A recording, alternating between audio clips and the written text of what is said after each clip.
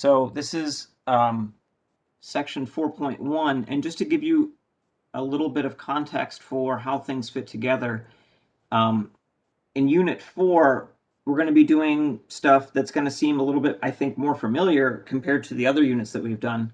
A lot of what we're going to be doing is going to be algebra stuff, right? It's called the algebra unit. Our goal here, though, is not just to learn more algebra. What we want to do is sort of pick up where the statistics left off. And what we'd like to do is look at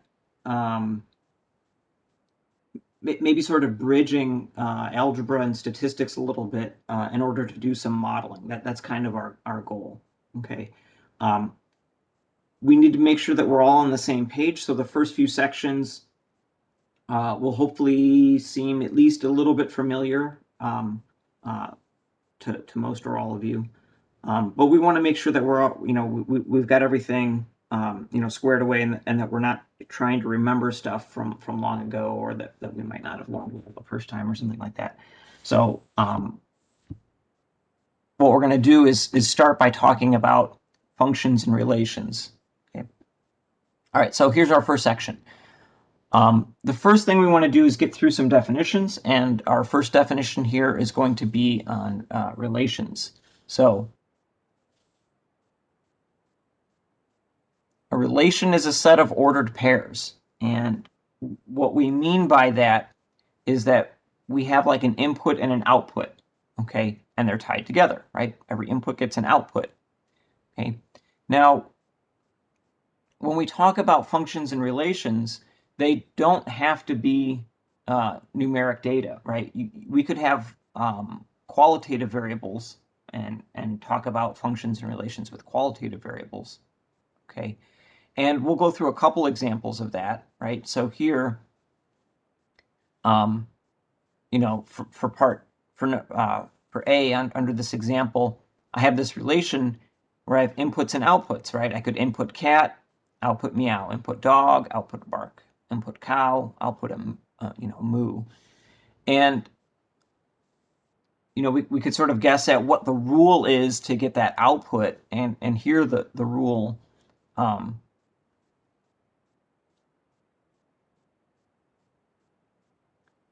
okay.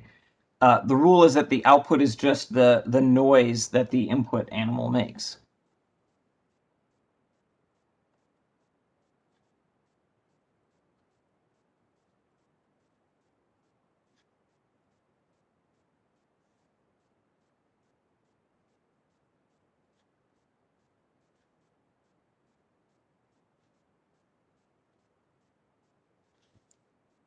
Okay.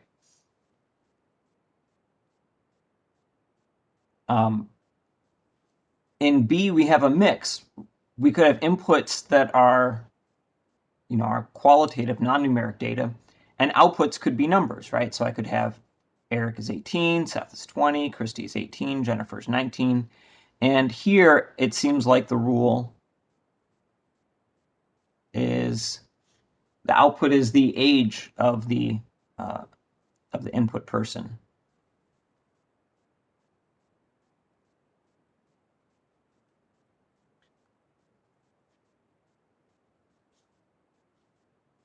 Okay. All right, and then in our last example, both variables are quantitative, right? They're both numeric. So I input 0, I output 0. I input 2, I output 4. I input 4, I output 8. Okay, so here the rule is the output is just double the input.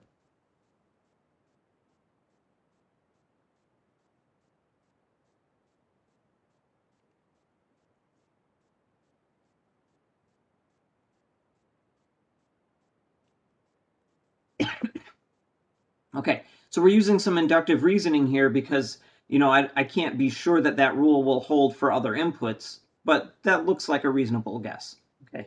And it works for all of the data that we have. Okay. And so the reason that we can think of a relation as an ordered pair now is because you can think of these inputs and outputs as being attached, right? If I have this input, then I get a specific output that goes with it. And so that's how we can define them as an ordered pair, but it might be more useful to think about them as a rule that gives you a way of finding an output based on an input. Okay. All right.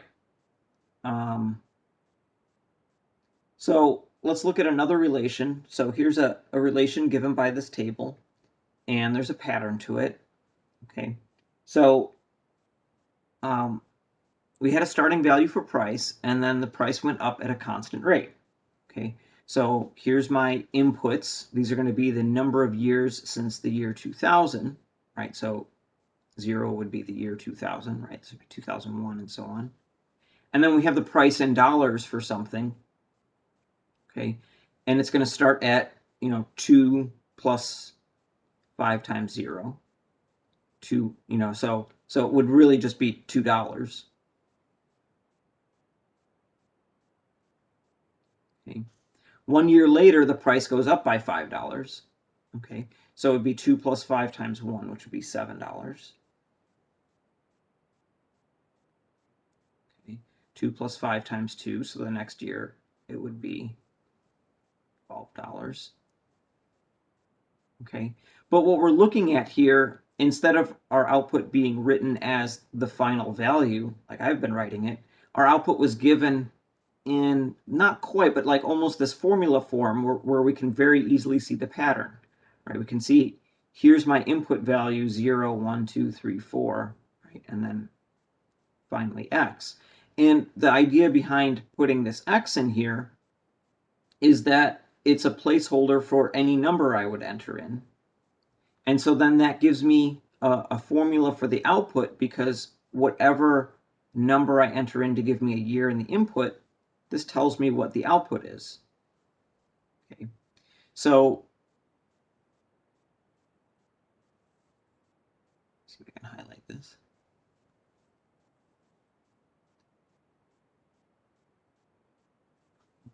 So in this one, we can call this a formula for the output.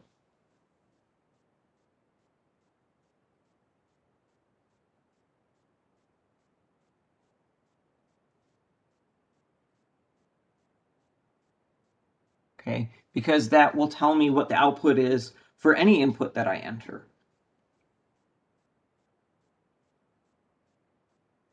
All right.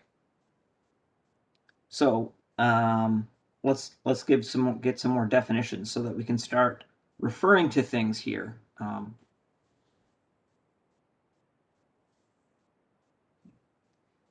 So two variables are linearly related variables.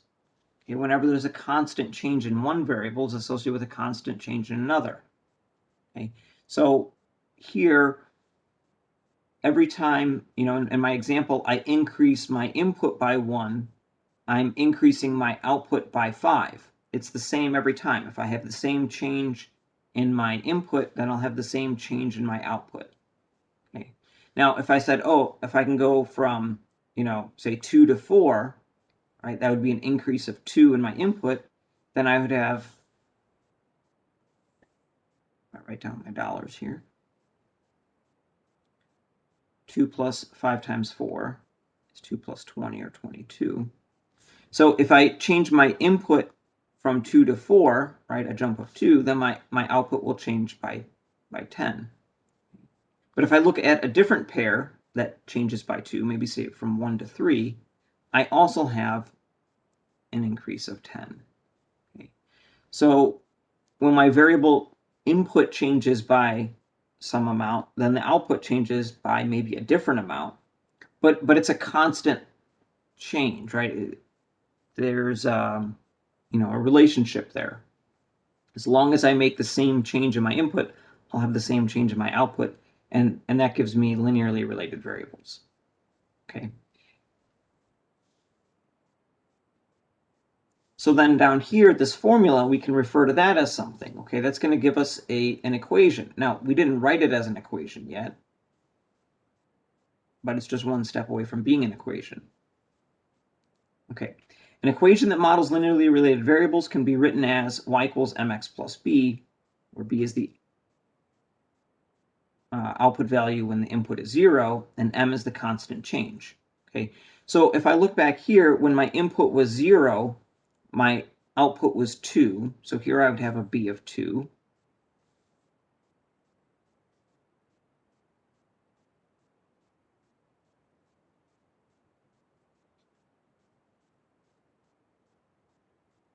So using the table above, b would equal 2. And m is the constant change in the output variable when the input variable increases by 1 unit. And I can say, okay, every time I increase by 1 unit, my output is going up by 5. So I would say that the m equals 5. So then using what I have here, y equals mx plus b, I can write down an equation, y equals 5x plus 2.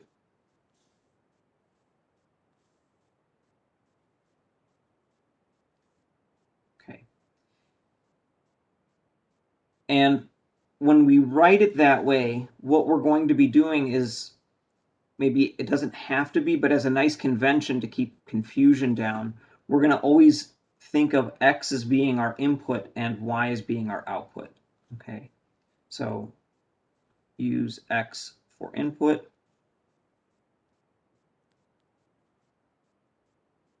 use y for output. Okay, and then we can kind of see that same equation that we had, right? 2 plus 5x is the same as 5x plus 2. And all we're really doing is saying whatever that thing is for output, we just say, well, y is our output, so y equals that formula for our output. Okay, so it's not too crazy where we get this idea from. Okay, now in specific examples, sometimes it might make more sense to write our variables as something else. Okay, so in one specific instance, if I'm talking about price, maybe I want my price to be P. And if I'm measuring, years since 2000, maybe I want T for time, maybe I want Y for years, or D for date.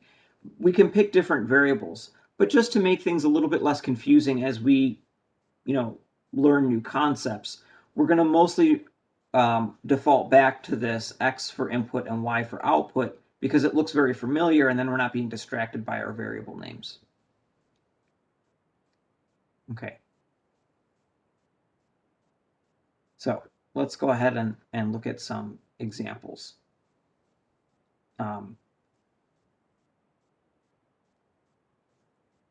What we're going to do here is, instead of being given a table and figuring out the equation, we're going to go the other way. We're going to say, here's an equation, fill out the table. Okay, so we're given a formula, this linear equation in two variables. Okay, that sounds like a mouthful, right? Linear equation in two variables sounds like we're doing a lot here, but all it really is we said it's linear because of this constant change. It's an equation, and the two variables are our input and output. Okay. All right, so here's our linear equation in two variables.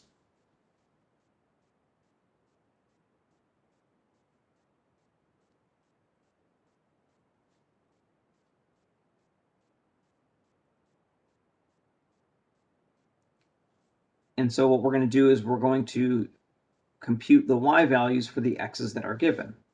So when x equals 0, y is going to equal 5/2 times 0 minus 10, which is 0 minus 10, which is negative 10. Okay. When x is equal to 2, y is 5/2 times 2 minus 10, which is 5 minus 10, or negative 5. Okay. When x is equal to 4, y is 5/2 times 4 minus 10. 5/2 times 4, the easy way to compute this is to just do the division first. 4 divided by 2 is 2, times 5 is 10, 10 minus 10 is 0. I said the easy way. Easy way for me to do that. Maybe another easy way to help avoid confusion, especially if you have like negatives and stuff going on, is just to do it on your calculator, right? 5/2, so 5 divided by 2 times 4 minus 10. Right. There's our 0. Okay. Oops. When x is equal to 6, y is 5/2 times 6 minus 10, which is 15 minus 10, or 5.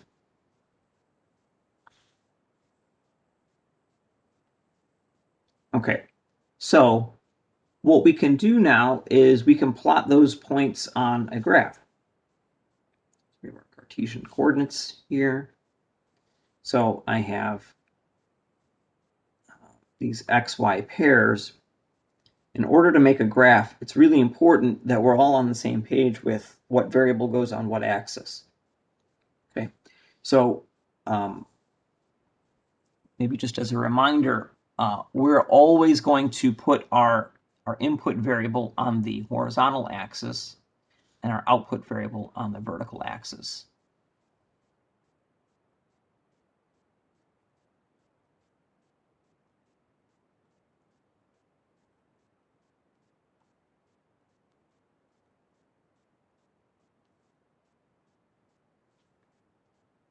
Okay, so x is the input, it goes on the horizontal axis. Y is the output, it goes on the vertical axis.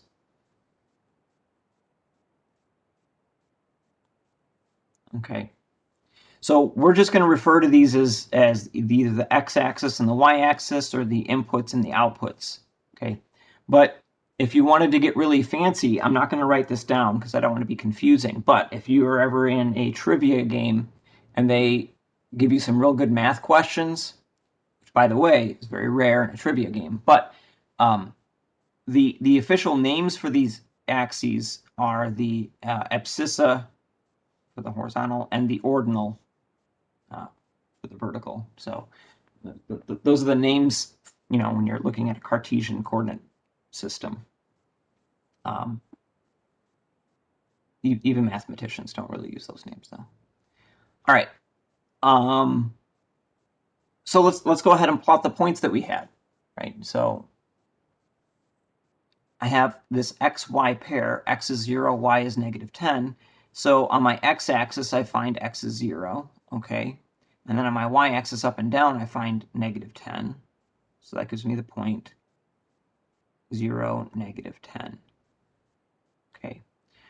When we're writing our pair, or our x's and y's as a coordinate pair like this, we always put the x value first.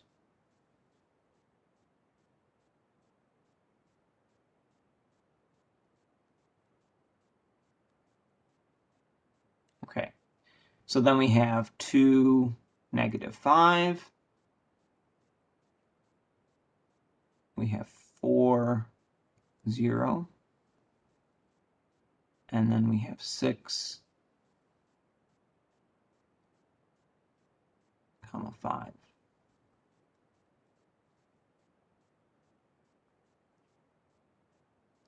Okay, what I graphed was 4 points. When it says graph the following equation, though, it's not really asking me to graph 4 points.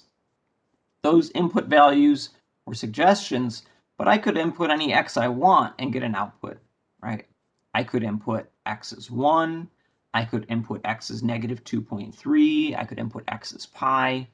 Okay, and what we want to do when we create a graph is represent all the infinitely many different possibilities for x, or at least some of the infinitely many possibilities for x. Okay.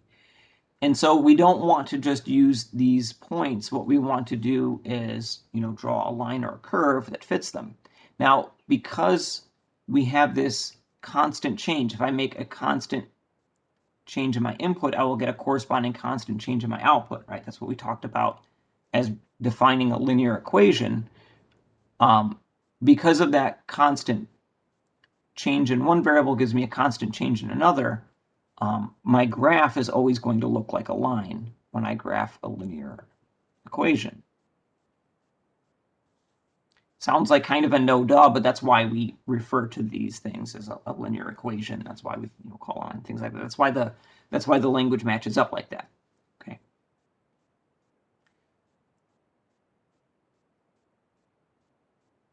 Okay.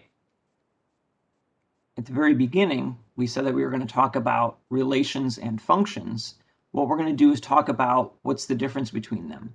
Okay. So what makes a relation a function? Because some of these relations that we've been working with are functions and some might not be. So let's talk about what makes it a function and why is that important? Why do we care about functions? Okay, or what is this extra thing that we're putting on there? Okay, so our definition of a function. A function is a relation where each input has exactly one output. Okay.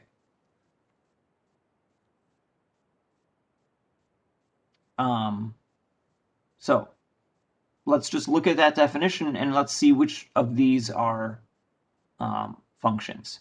So each input has exactly one output. Okay. So in my first relation, I have the input cat has one output meow. The input dog has one output bark. The input cow has one output moo. So this seems to check out.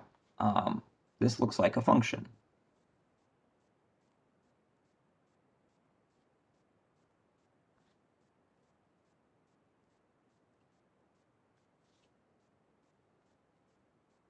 Okay.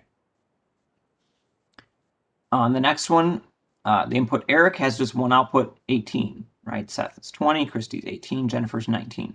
Now I have two different inputs that give me the same output, but that's not what a function, that's not a problem for a function. A function says each input has one output, okay? So for every input that I have, I can only have one output, and that checks out here. So this looks like a function.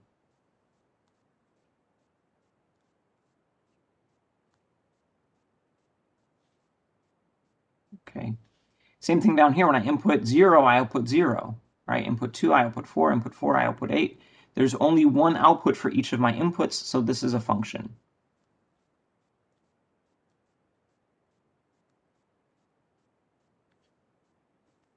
Okay.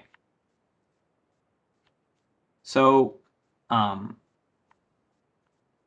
so is everything a function?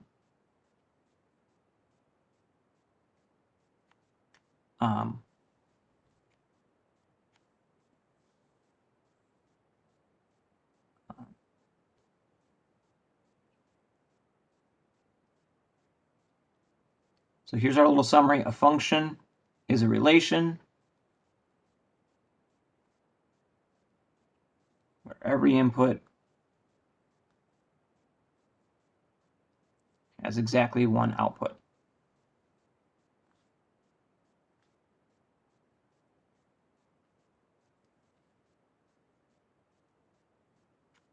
Okay, let's look at another example. So here's a set of inputs and outputs. So the input 0 has an output 0. The input 4 has an output 2. Input 4 has an output -2. And that's where I can see some funny business going on. I have the same input 4 here, and it outputs 2, but it can also output -2. It's the same input, -4. Just because I've written it a second time doesn't make it a new input. It's still the number 4. So on this table, right, the relation that's giving me these outputs doesn't give me exactly one output for every input, right? Some of my inputs have two outputs. That's not one. So this one is not a function.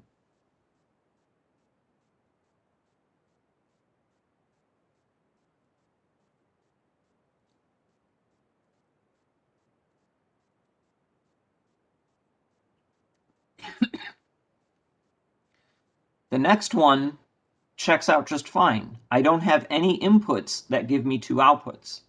Okay, I do have two outputs, or sorry, this output 4 is associated with two different inputs. That's not a problem though. This is a function.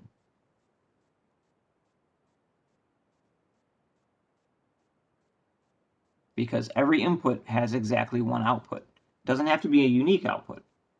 Okay, same thing in this last one. This one is a function. Every single one of my inputs has exactly one output.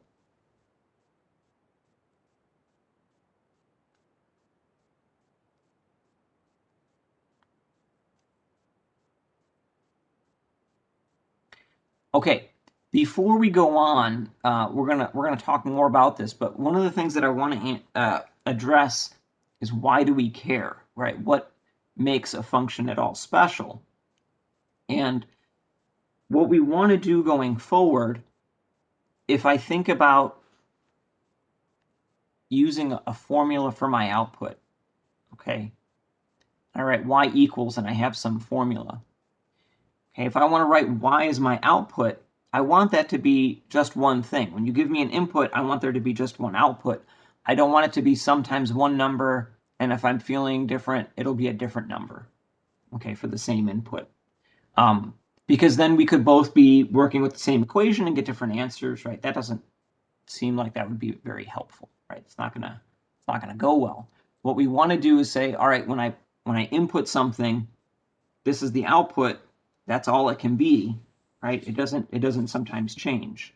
Okay, it changes if I change the input or if I change my function, but it doesn't, sort of depend on whether it's raining or not. And then when I input 2, I'll get 2, or if I input 2, I'll get -2 or something like that. Okay. So we want some reliability and consistency when we're plugging things in here, okay, so that we're all on the same page, right? That's one way to think about why this would be important. And there's other reasons and other ways to talk about it, but that kind of gives us a rough idea.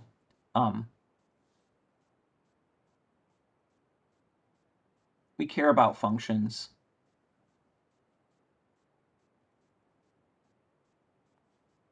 because we want reliable outputs.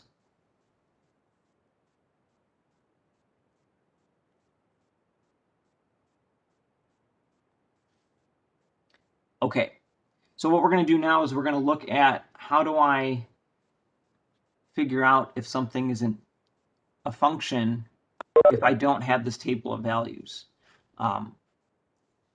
Just a little bit earlier, we said, all right, I wanted to represent all of the infinitely many input-output pairs I could get by drawing a graph. Okay, what happens if I don't have a table? Or what happens if I really want to check all of the infinitely many values and make sure that none of them have that repeating business where I have the same input giving me two different outputs? And so what we're going to do is we're going to look at a way to visually inspect, okay, using something called the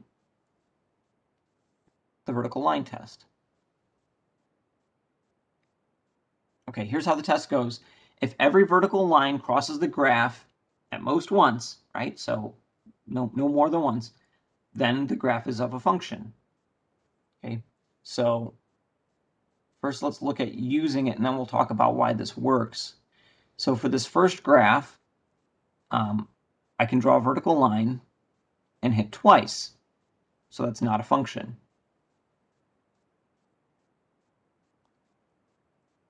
Okay, now notice it is possible to draw a vertical line here that only hits the graph once.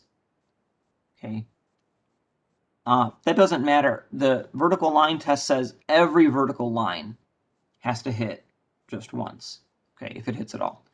And so, what we're testing is, do all the vertical lines only hit once? If any of them hit twice, it's not a function. Okay. If I look at the second example, I can draw a bunch of vertical lines, and they only hit the graph once. So this is a function.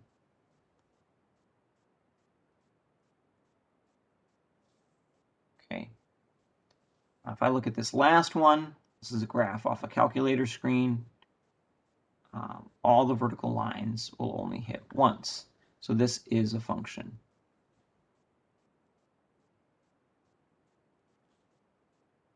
Okay, why does this work? Well, what we're doing with this vertical line test, when I draw a vertical line, I'm looking at a particular x value.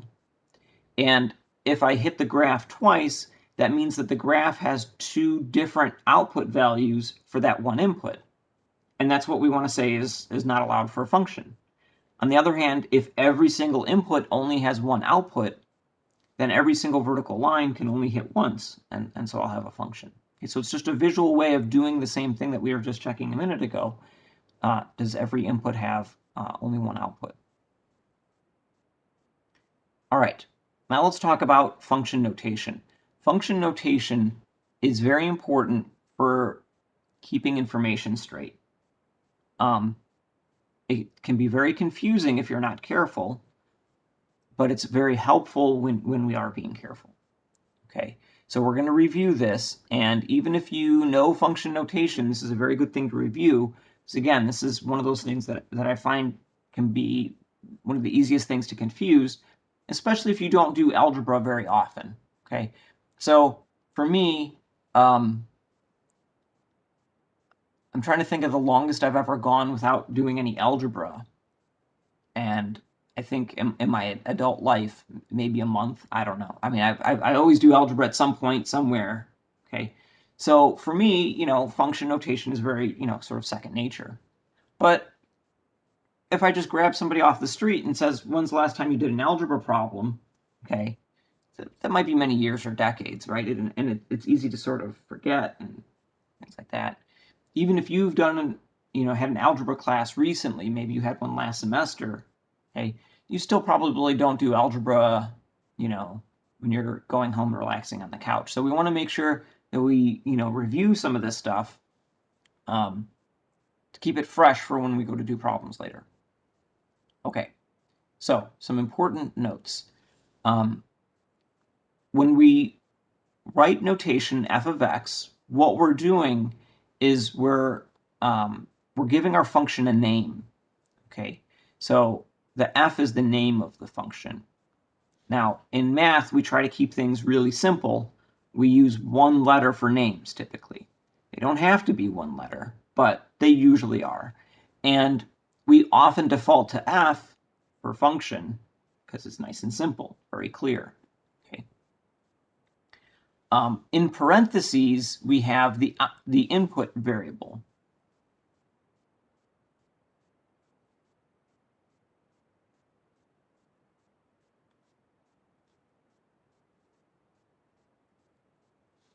Okay, so when we write this f and then in parentheses x, we don't mean multiplication here, and that is confusing. And that's one of the dangers with algebra is that we have a lot of notation that's confusing, right? So if I'm just writing out math stuff, okay, and I write like 2 parentheses 4, that means multiplication, okay? If I write x in parentheses, y plus 3, that means multiplication. Unless x is the name of a function, in which case I don't mean multiplication anymore. I mean, oh, this is the input stuff. Okay, so here this means multiplication.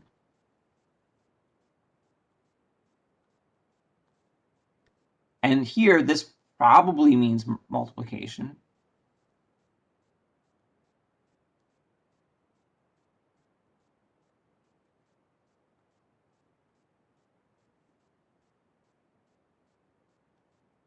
Unless x is a function.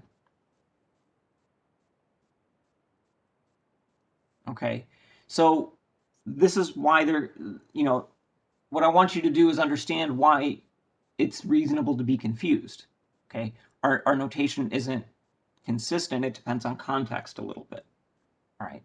Now, to be fair, language also depends on context. Okay, so what we're doing here is we're communicating with math language, and just like your other languages, it relies on context to make things work. All right. So f parentheses x does not mean f times x. It's telling us the name of the function and then the input. And the input can be a variable or it can be a number, and we'll go through examples of that. Okay, and we can have other variable names, right? So we could have our function named y, right? When we're writing like y equals a function of x. Or we could have like capital A for area, or maybe we could have v for volume, okay? We could also have v for velocity, okay? So oftentimes in a particular context, we'll want to rename our variables. Okay, and we've also have different letters for our input, right? So if I'm talking about area, maybe I want my input to be radius. Okay, if I have a function for volume, then maybe I want my input to be time. Sorry, I guess I could have volume over time, but volume would usually be a capital V. Velocity, though, if I'm measuring velocity, maybe I want to measure it as a function of time. So then I could use t for my variable. All right, so we can think of a function as being a machine that, you give it an input, it does some cranking, uses some rule, and then gives us an output. Okay.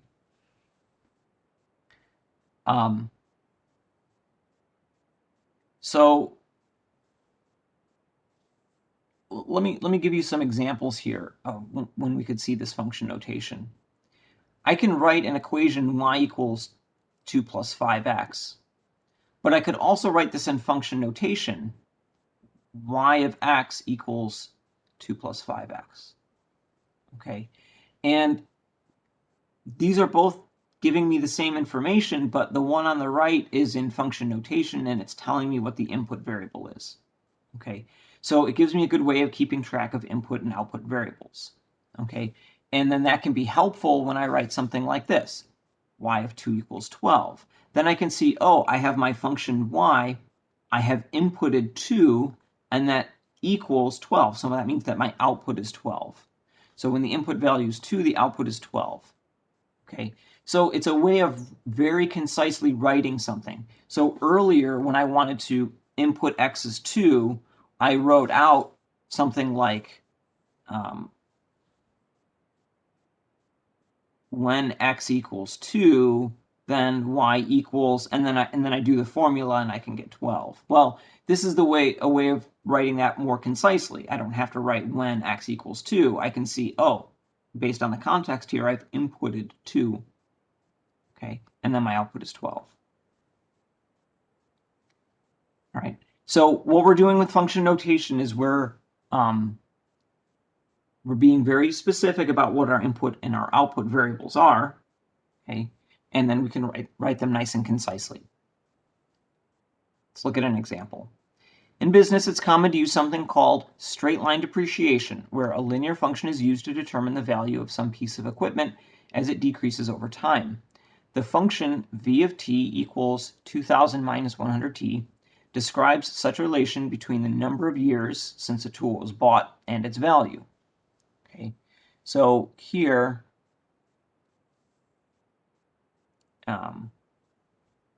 we're going to use v for value, and we're going to use t for time. Okay, find and interpret the following in context. So if I want to write v of 0, what I'm doing is I'm inputting 0 for t. Whatever you do on one side of an equation, you do on the other side. So if we replace the t with a 0 on the left, we replace the t with a 0 on the right. Okay, so I would have 2000 minus 100 times 0. 100 times 0 is 0. 2000 minus 0 is 2000. Okay.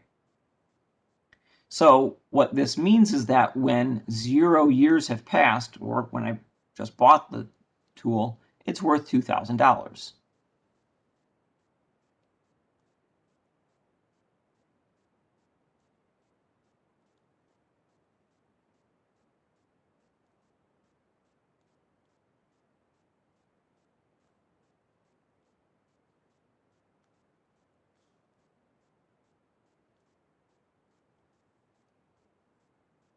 Okay. So now let's compute v of 10.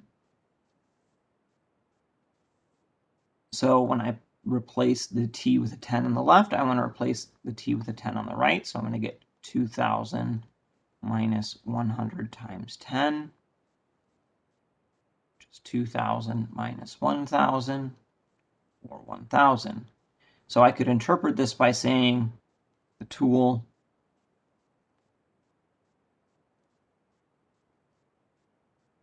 is worth $1,000 after 10 years.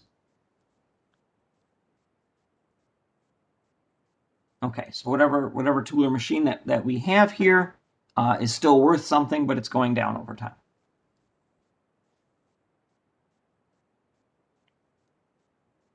Okay. Can you go up just for a couple more seconds for me to write that down? Yep. Thank you.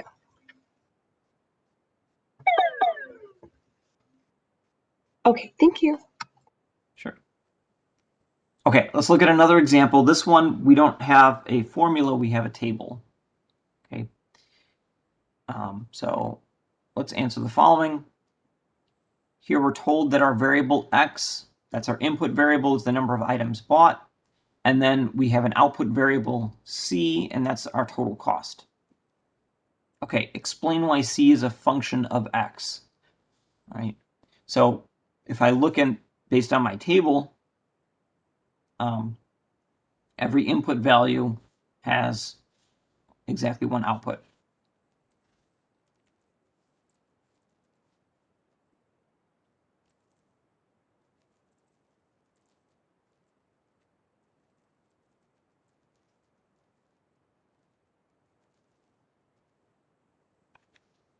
Okay, so every input value has exactly one output value. That's why it's a function. All right. So find what goes in the blank and interpret in context. So here we have C of 2.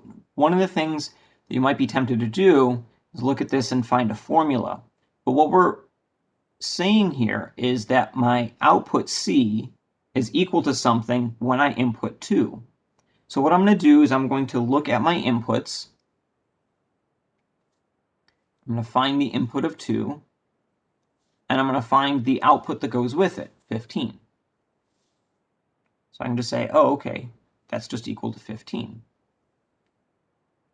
Okay, so what we did is we found the input of 2. Okay, and here's my inputs. And then I just find the output that goes with it. Okay, to interpret this based on the context that I have, and the only context is, what my input and output variables are. So when we have 2 items bought,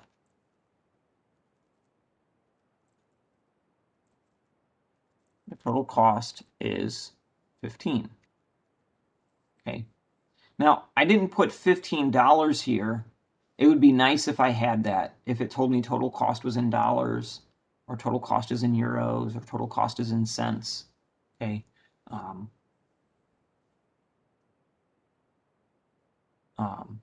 Maybe I'm, buying from a dark witch and the total cost is in number of firstborn children. All right. But we don't have units here, so I'm not going to put units, although if you put dollars, I don't think anyone would blame you. All right, so let's go the other direction. If I say C of blank equals 5, what I'm doing here is I'm looking at the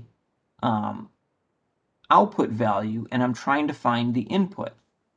Okay, so here we need to find the input value that is associated with an output value of 5. Okay, back here the 2 was an input, so what we were looking for was an output value that was associated with the input of 2. Okay, so this one is working backwards because I'm given the output first and I'm trying to find the input. So what I would do is I would go up and I would say, okay, this one, I'm looking for an output of 5. That's here. The input that goes with it is 0. Okay. So when we buy 0 items,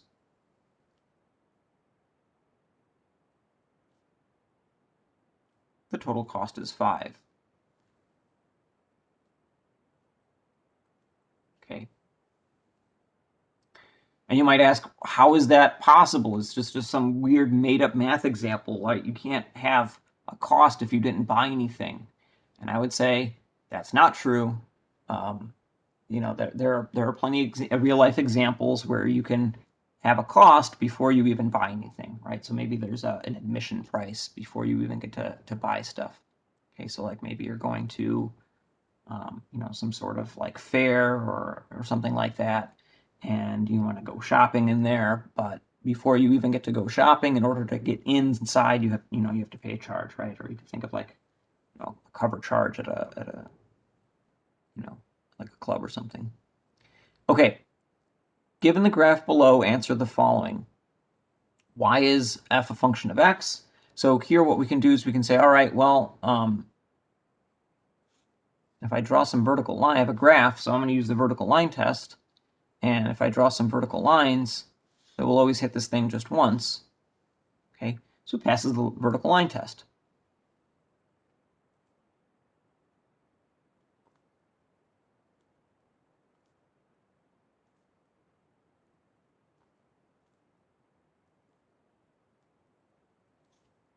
Okay. Find what goes in the blank. F of 3 equals. So once again, I want to identify what it is that we're doing. I'm trying to find an output value, and I'm given an input value of 3.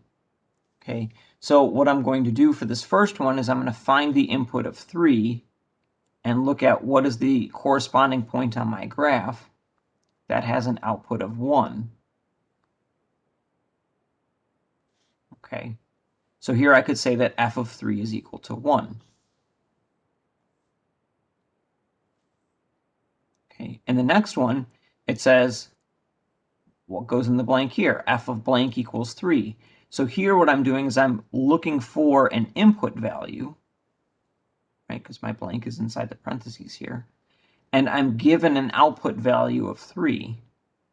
So here what I would do is I would look for an output or y value of 3, and I would find the point on the graph that has that y value. So that's going to be over here. Okay.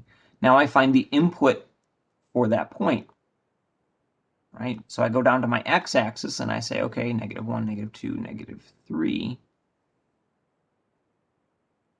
So my input value is -3.